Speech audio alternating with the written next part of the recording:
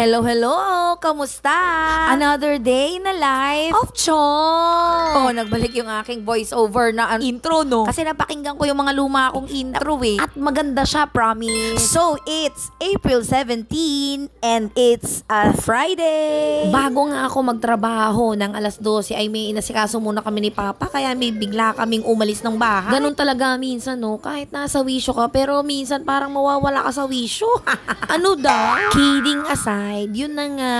Minsan meron tayong mga ginagawa sa buhay natin na hindi natin ine-expect na mangyayari, ganun. Yung tipong dapat hindi mo gawin pero nagawa mo pa rin, ganun. Ang tawag doon ay lutang moments. Ewan ko ba? Siguro sign of aging na nga ni ito. Ayun, pag uwi ko ng bahay, wala namang nangyari sa pinuntahan namin. Kaya wala din. Nagantay din ako ng 2 days. Kaya pag uwi ko ng bahay, nag-work na lang ako tapos pakanta-kanta na lang ang ate nyo. Aminin nyo, habang nag-work, masarap kumanta, promise. Lalo na kung paborito mo yung kanta.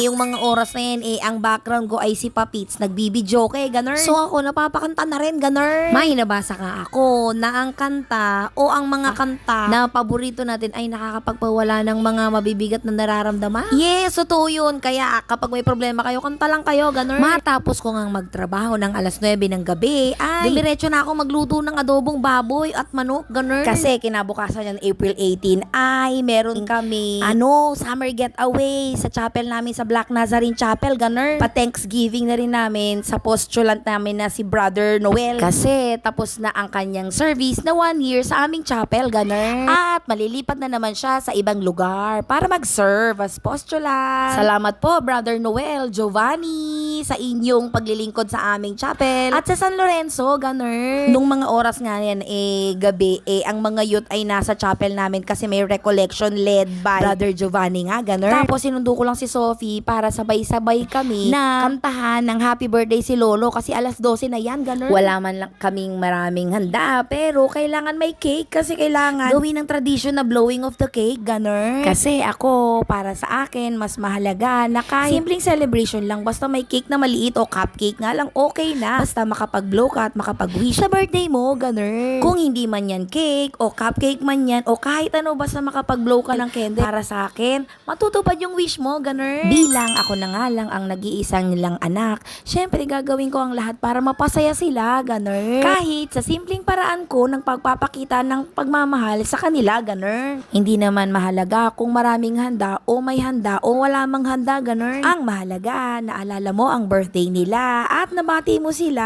okay? Basta, mapasaya mo ang iyong pamilya, ganun. O siya, yun lang. Maraming salamat sa panonood.